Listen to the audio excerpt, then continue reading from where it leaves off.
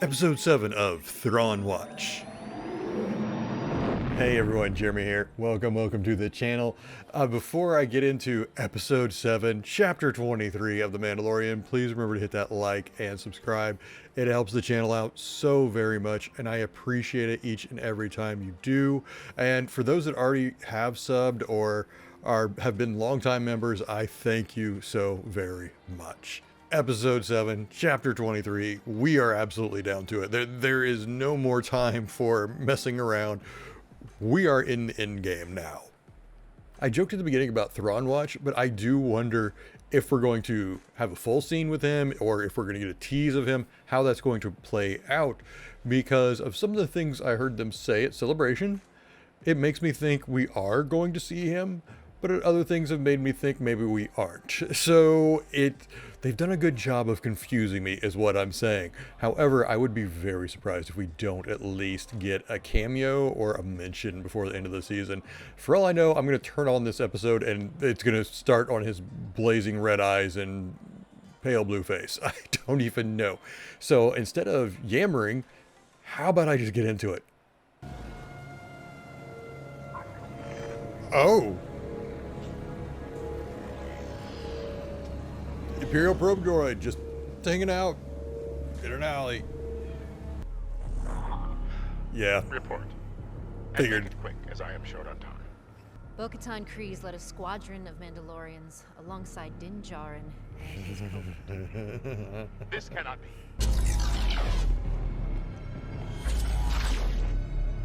Who are these guys and why do I love their armor? Also loving the shield. Oh my god, am I loving that shield.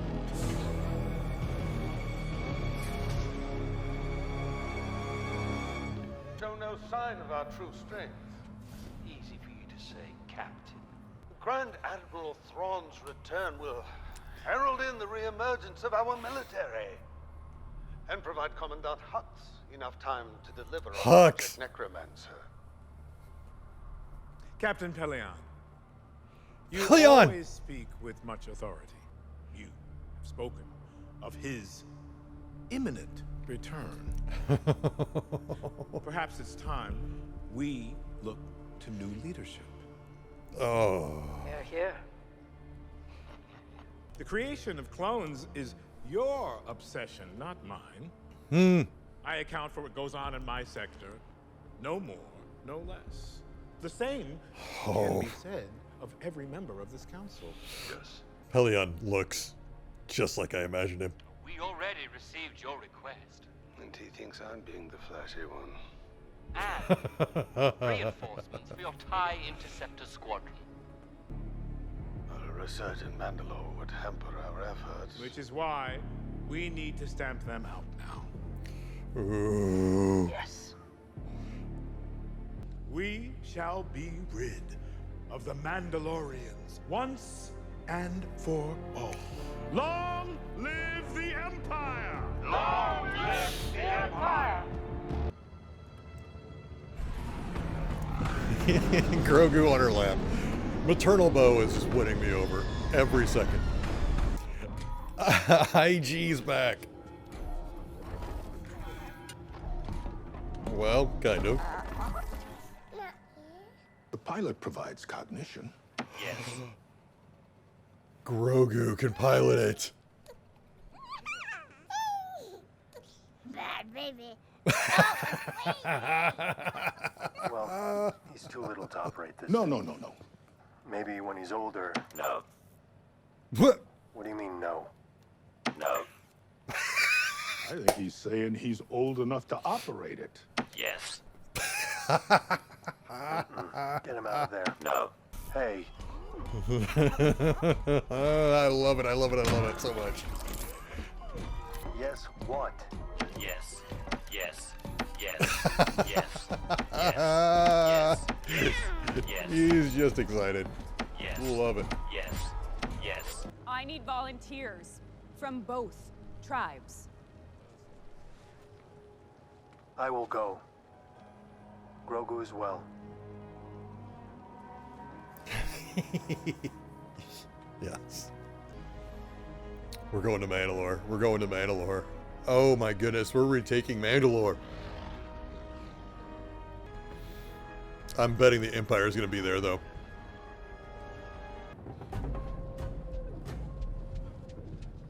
What is that? Night owls. Pirates? Or is that, I bet, Mandalorians maybe, living on the surface? That looks more like pirates. Is that the voice of Lady Bo-Katan Kryze? It is? We knew you would not forsake us, Lady Bo-Katan. We have failed you, but our blasters remain in your service. Who are they? And why do I love them already? I did surrender. Oh. In exchange for submitting to the Empire and disarming, all remaining cities in Mandalorian lives were to be spared. That is how Moff Gideon came to possess the Darksaber. I didn't trust him, but it was the only chance I had to save our people. What means more to me is honor, and loyalty, and character. These are the reasons I serve you, Lady Kryze. Your song is not yet written. I will serve you until it is. Oh, Den. Oh my God, Den.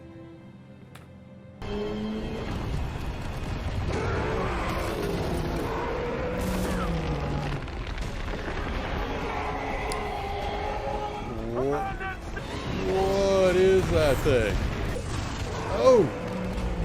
Oh! Jetpacks.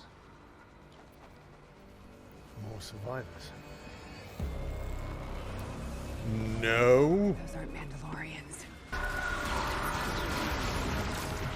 That's what those guys are? He appropriated Beskar and gave it to flight. We're pinned down. We need backup. They gave... I don't even know why I didn't... Oh, God. Well, I don't even know why I didn't think of the fact that they would give them freaking armor. Yeah, shoot the gaps. Shoot the gaps.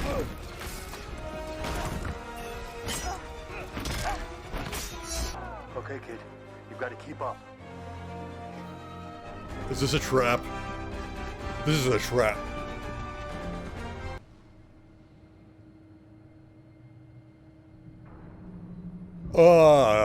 What is this place?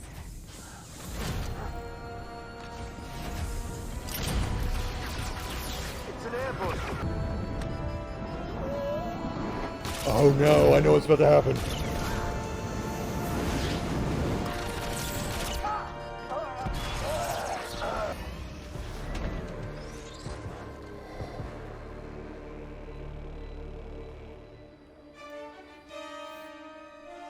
Disarm him. Oh, that helmet.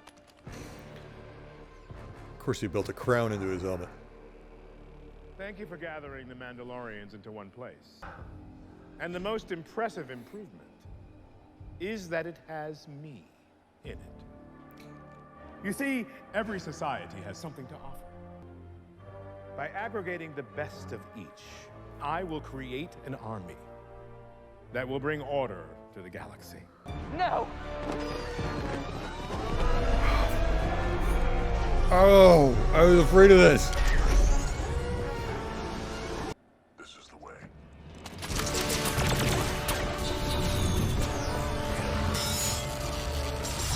Heck yeah, Bo. Open the blast door.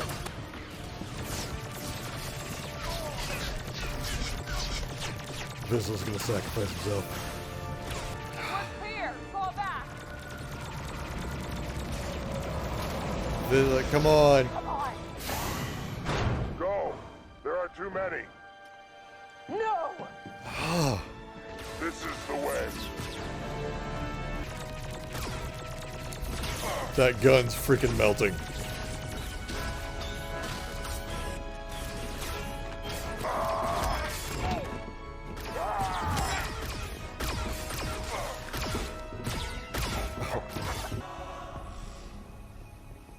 Praetorian guards. Oh my god, they said Praetorians. I didn't know they would look almost identical.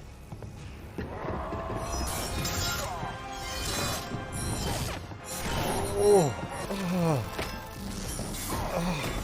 oh no, oh god.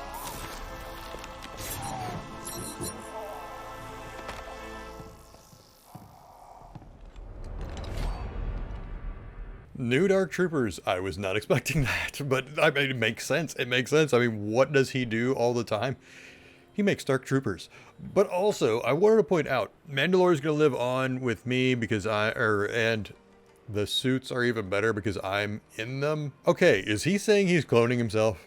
That is actually what I was thinking. I was like, is he cloning himself? I don't know. Maybe he was just making a reference to the fact that he's wearing Mandalorian armor. So he is saying, yes, I'm going to carry on the tradition. Or was he literally saying, oh no, I'm going to clone myself and put me inside every armor? I mean, we haven't seen them without masks. I guess they could technically all be him already. I mean, we've already established in that opening, which I'm very much going to talk about here in a minute, that he is working on cloning against everybody else's wishes. Like everybody else is supposed to be working on cloning. He is not. Or like Hux is supposed to be working on cloning.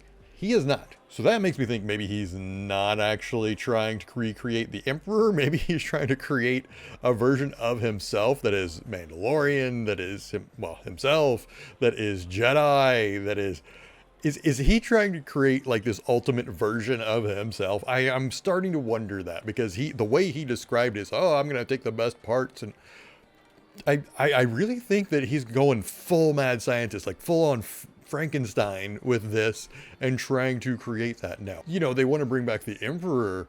That's not his job. That appears to be Hux's. Speaking of Hux and Paleon. Hux and Paleon. All right, two very big names and prominent Imperials in this time period. I was not sure we'd ever see Paleon, so oh my goodness, he looks fantastic. I love the actor too. I always liked that actor. Yeah, from my understanding, we actually only ever heard his name mentioned, or maybe even his voice, in Rebels, so we never actually saw him. We got him now. We got him, and he looks exactly how I always pictured him. I always liked that character in the EU, so the fact that we're getting him here now, and he is loyal to Thrawn. He is so loyal to Thrawn. I love that they're keeping that aspect of the character. And there's that red-eyed, blue-skinned person in the room. Actually, who wasn't in the room.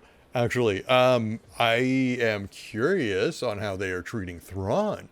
Thrawn seems to be almost like a ghost to this Shadow Council.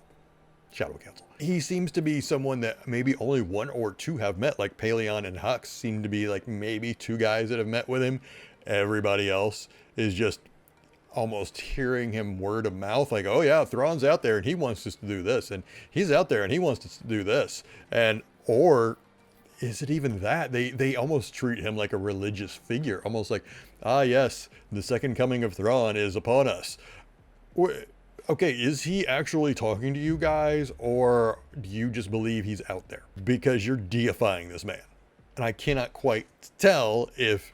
I'd have to rewatch the episode and pay attention. I think I was thrown for a loop because I had both Hux and Paleon on screen, and I'm wait a minute.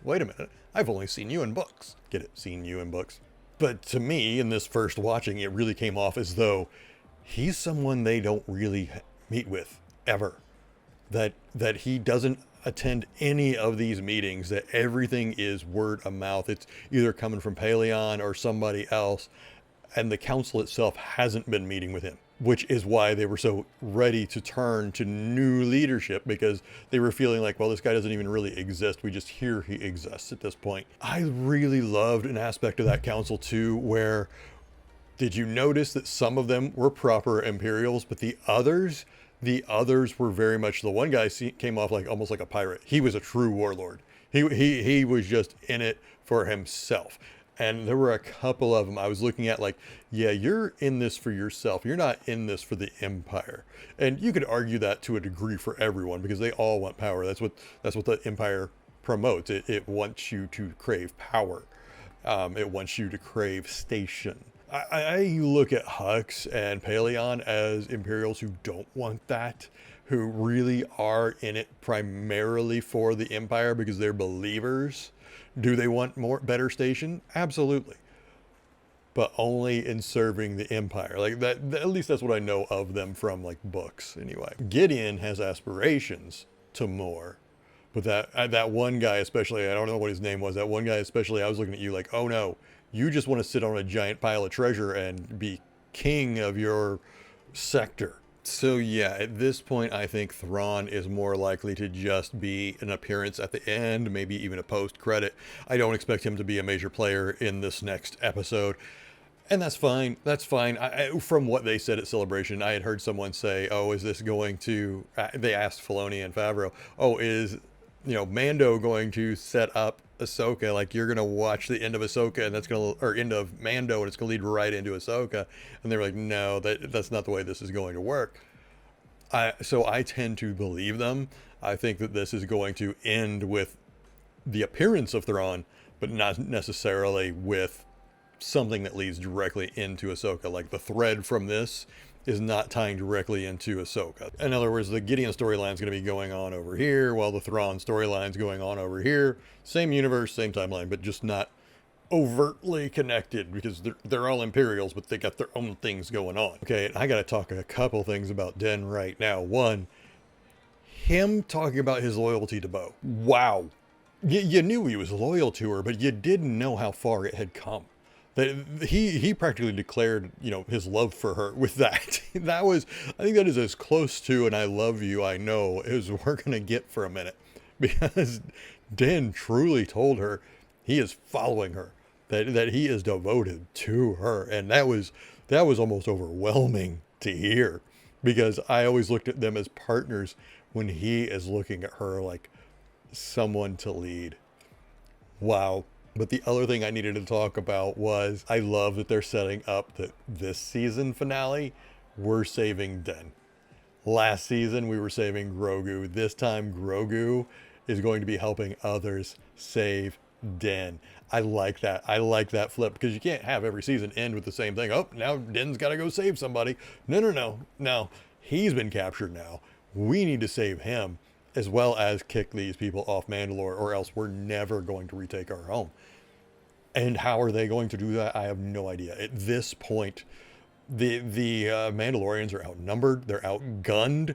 Those Praetorians, oh my God, are you kidding me? Nice to know the Praetorians haven't changed much. Their armor changed, but they are just as deadly as we saw in the sequel trilogy. And also one of the best parts of the sequel trilogy, I'll be honest. They just tore through Vizsla. They just tore through him. I was expecting some big fight, and it wasn't that big, especially with 3 of them. That was the thing. If it had been one-on-one, I think he could have held his own for a while.